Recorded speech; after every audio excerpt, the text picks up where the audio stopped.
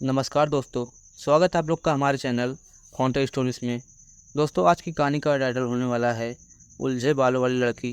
तो दोस्तों, चलिए हम लोग अपनी कहानी को शुरू करते हैं। शाम ढल रही थी। आसमान पूरा काला पड़ चुका था, जैसे किसी ने काले रंग की शीशी उड़ेल दी हो। शायद बारिश आने को बेकरार है। घिरा हुआ आसमान और ठंडी हवाएं चांदनी को बेहद पसंद थी। बारिश चांदनी के बदन में एक अजीब सी सिहरन पैदा करती थी। चांदनी आईने के सामने पिछले आधे घंटे से बन संवर रही थी। बन संवर क्या, सजने की रिहर्सल कर रही थी। 3 बार तो साड़ियाँ चेंज कर चुकी थी। चांदनी को साज श्रृंगार का बहुत शौक था। आज उसे मिसेस कपूर की बेटी की शादी में जाना था। चांदनी कॉलेज की अध्यापक थी, मगर दिखती कॉलेज स्टूडेंट जैसी। वो हमेशा खूबसूरत दिखना और खूबसूरत रहना चाहती थी। चांदनी अब तैयार होकर रवाना हो रही थी। उसकी नज़र अखबार पर पड़ी। उसमें कोई भैरव चौक की खबर थी। लिखा था कि भैरव चौक का नाम के एक छोटे से इलाके में बहुत सारी अजीबोगरीब घटनाएं घटी हैं। कितनी वारदातें हुई है, लूट मार, हत्या, अपहरण, बलात्कार, भूत प्रेत का साया। तभी घटनाएं वहीं तो घटी है। लोग वहां दिन के उजाले में भी जाने का साहस नहीं करते थे। ये खबर पढ़ते ही थोड़े समय पहले चांदी का चमकता चेहरा फीका पड़ गया। उसके चेहरे पर मानो हल्का खौफ मंडरा रहा हो। थोड़ी देर वो खामोश होकर वही खड़ी रही, मानो ये खबर उसके मन में घर कर गई है। चांदनी की खामोशी मिसेस कपूर के फ़ोन में ने तोड़ी। चांदनी ने फ़ोन उठाया और बातें करते वहाँ से कार में निकल गई। चांदनी को शादी में पहुँचने में कोई दिक्कत नहीं आई। चांदनी ने गाड़ी से बाहर निकलने से पहले एक बार फिर अपना चेहरा निखार लिया था। चांदनी का स्वागत हंसते चेहरों ने किया, मगर कुछ चेहरे ऐसे भी थे जिसने चांदनी को बुरी नीयत से देखा। वो चेहरे थे कॉलेज के बदमाश और कॉलेज स्ट्रीटी के बिगड़े हुए लड़के। कॉलेज उन लड़कों को 5 पापी बुलाती थी। लड़कियों को छेड़ना, लड़कियों के साथ बदतमीजी करना, लड़ना झगड़ना, वो सब उन पाँचों को का काम था। इसलिए कॉलेज उसे 5 पापी बुलाती थी। खैर, चांदनी भी उनकी हरकतों को भला भांति जानती थी, इसलिए उनको अनदेखा करके शादी में शामिल हो गई। नाच गाना, खाना पीना, गप्पे लड़ाने और विदाई में पता ही नहीं चला कि रात के 11 बज गए हैं।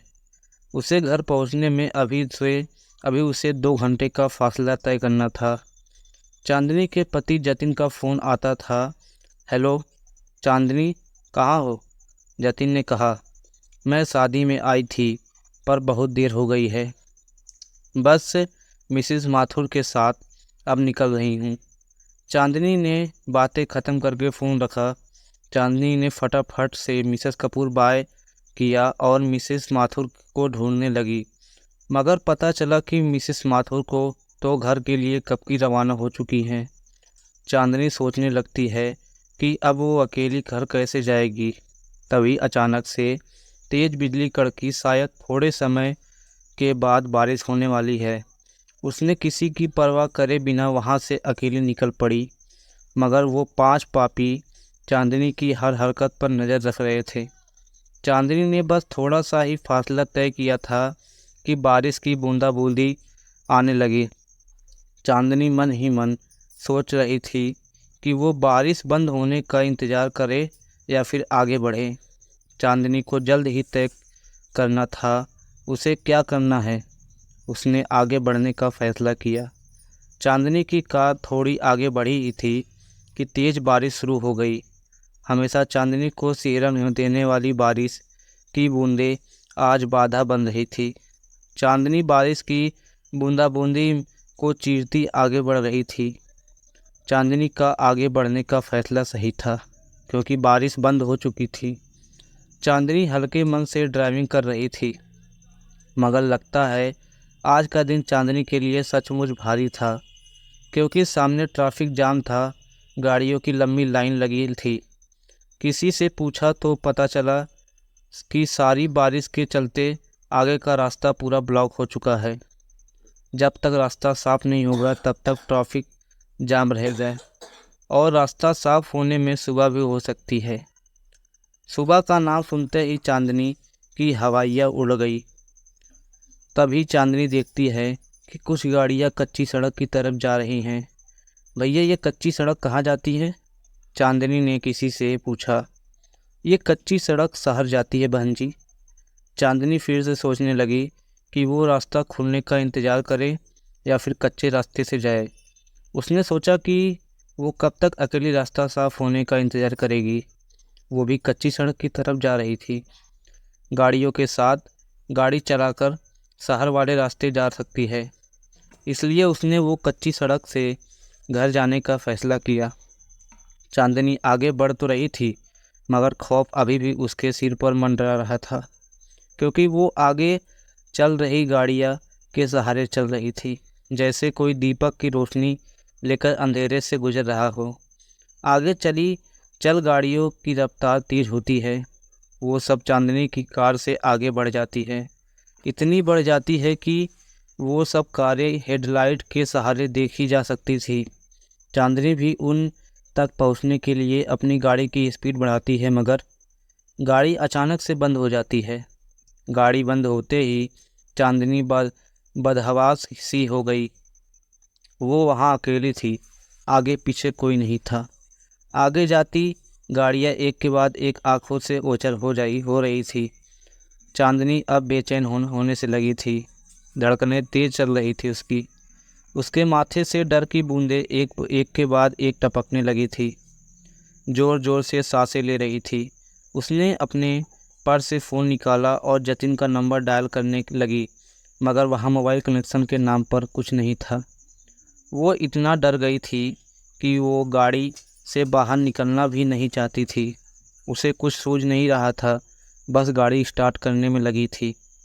वो बार बार चाबी को दाएं बाएं घुमा रही थी, मगर नतीजा वही, गाड़ी स्टार्ट नहीं हो रही थी। अचानक से चांदनी की नज़र उसके पर्स में जाती है और उसमें एक तावीज़ दिखता है। वो तावीज़ जो चांदनी की माँ ने आखिरी सांस लेते वक्त दिया था और कहा था कि ये तावीज़ बुरे वक्त में तुम्हारी हिफाजत करेगा। चांदनी ने तुरंत तावीज़ लिया और आंखें बंद करके फिर से गाड़ी स्टार्ट करने की कोशिश करने लगी। माँ का दिया तावीज़ काम कर गया था। गाड़ी एक झटके में स्टार्ट हो गई थी। चांदनी के तो जान में जान आई हो ऐसे राहत की सांस ली। चांदनी तावीज़ की शक्ति से अचंभित हो गई। वह समय व्यर्थ किए बिना वहाँ से चल दी। चांदनी एकाध किलोमीटर का रास्ता काटा था। वहाँ उसे एक बोर्ड दिखता है। उसे बोर्ड पर लिखा था भैरव चौक। भैरव चौक का नाम पढ़ते ही रोंगटे खड़े हो गए और आंखें खुली की खुली रह गई। उसकी सांसें फिर तेज रफ्तार से बढ़ने लगी। वही भैरव चौक जिसके बारे में चांदनी पढ़ा था, जहाँ पर खून बलात्कार जैसे वारदात हुई थी। उसने फिर से तावीज़ को हाथ में थामा और एक पल के लिए आंखें बंद की, जैसे वो भगवान से दुआ मांग रही हो कि अब की बार गाड़ी बंद ना हो। मगर ये क्या, चांदनी की कार भैरव चौक के नाम के बोर्ड के ठीक सामने आकर रुक गई। चांदनी के बाहर का नज़ारा देखा तो वो बेहद अंधेरा और डरावना था। जुगनू की टिमटिमाती रोशनी के सिवा कुछ नहीं दिखाई दे रहा था। चांदनी ने फिर से तावीज़ उठाया और आंखें बंद करके भगवान का नाम लेती हुई गाड़ी स्टार्ट करने में जुट गई। गाड़ी की चाबी को दाएं बाएं घुमाकर उसकी उंगलियां एक थक गई थी, मगर अब की बार गाड़ी शुरू होने का नाम ही नहीं ले रही थी। एक दो बार फ़ोन भी लगाया, मगर वहाँ भी उसे नाकामयाबी मिली। वो इतनी डरी हुई थी कि गाड़ी से बाहर निकलने में भी उसके पैर काँप रहे थे। तभी उसे सामने कुछ दिखा। सामने से सफ़ेद रंग की कुछ धुंधली धुंधली आकृति आ रही थी। चांदनी उसे देखकर दहल गई और बदन में कपकपी होने लगी। वो आकृति जैसे जैसे आगे आ रही थी, वैसे वैसे एक आकृति से 3 आकृतियाँ हो रही थी। काले घने अंधेरे में सफ़ेद रंग साफ साफ दिख रहा था। चांदनी उसे देखकर बस सोच रही थी, ये क्या आ रहा है? सफ़ेद चादर ओढ़े कोई आदमी या फिर कोई भूत प्रेत? चांदनी के पसीने छूटने लगे थे। चांदनी ने जल्दी से गाड़ी की शीशी बंद की नहीं ये तसल्ली कर ली और वहाँ बैठे बैठे तावीज़ को थामे आंखें बंद करके भगवान का नाम जपने लगी। अब वो आकृतियाँ चांदनी के गाड़ी के आगे पीछे मंडराने लगी। सहमी हुई चांदनी जोर जोर से सांसें लेकर हल्की सी कनकियों से देख रही थी। तभी किसी ने गाड़ी के शीशे पर जोरदार वार किया। चांदनी उस तरफ देखा तो मालूम पड़ा वो गाड़ी के शीशे तोड़ने की कोशिश कर रहे थे। चांदनी घबरा के जोर जोर से चिल्लाने लगी, बचाओ बचाओ। चांदनी चिल्लाती रही और वो शीशे पर वो वार करते रहे और एक शीशा तोड़ दिया। शीशा टूटते ही चांदनी को कहीं से मदद मिल जाए इसलिए वह ज़ोर से चिल्लाने लगी, बचाओ, कोई मुझे बचाओ। किसी के ने गाड़ी का दरवाज़ा खोल दिया और चांदनी का हाथ पकड़ के गाड़ी से एक झटके में बाहर फेंक दिया। चांदनी गाड़ी से बाहर गिरकर एक पत्थर से टकरा गई। चांदनी मानो अधमरी सी हो गई थी। उसने हिम्मत जुटाई और वहाँ से उठकर खड़ी हो गई। उसने देखा कि वहाँ 3 सफ़ेद चादर ओढ़े 3 शख्स थे। वो तीनों के चेहरे काले, दहशत भरे और भयानक थे और सब हाथ में चाकू लेकर खड़े थे। चांदनी समझ गई कि ये सब लुटेरे हैं और बिना कुछ बोले चांदनी ने सीने सोने चांदी के जेवर निकालने लगी। ये सब ले लो मगर मुझे जाने दो, चांदनी से बिलखते हुए उन लुटेरों से कहा। एक लुटेरे ने तुरंत चांदनी के हाथों से जेवर छीन लिए। चांदनी तब अभी भी बिलख बिलख कर बस रोए जा रही थी। ये सब तो हम लेंगे ही मगर इतनी लूट काफ़ी नहीं हमारे लिए, एक लुटेरे ने चांदनी के ऊपर हवस भरी नज़र डालते हुए कहा। चांदनी लुटेरों का इरादा समझ गई और एक सांस लेकर वहाँ से भागी। वो तीनों भी चांदनी के पीछे भागे मगर सहमी हुई चांदनी कितने तक भाग पाती। उन तीनों भेड़ियों ने आखिरकार चांदनी को पकड़ लिया।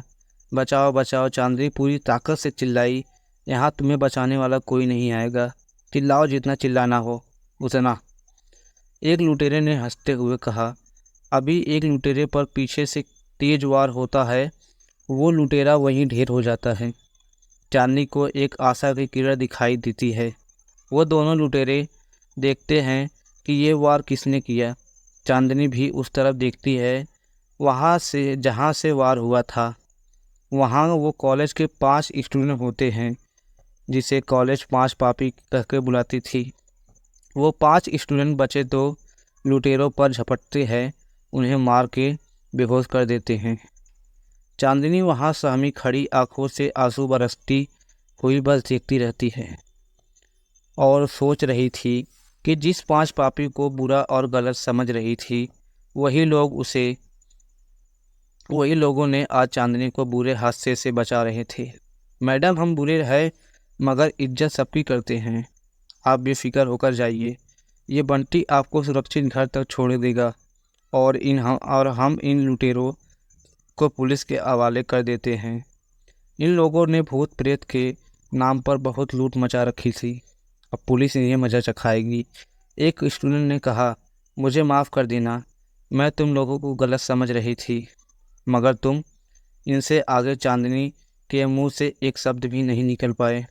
चांदनी के आंसू ही थे जो सारी बातें बयां कर रहे थे। चांदनी वहां से सुरक्षित होकर घर आ गई। दोस्तों, कैसी लगी आपको हमारी ये कहानी, हमें कमेंट में ज़रूर बताएं और चैनल पर नए हैं तो चैनल को सब्सक्राइब कर दें। मिलते हैं ऐसे किसी नेक्स्ट वीडियो में, तब तक के लिए धन्यवाद। Good bye.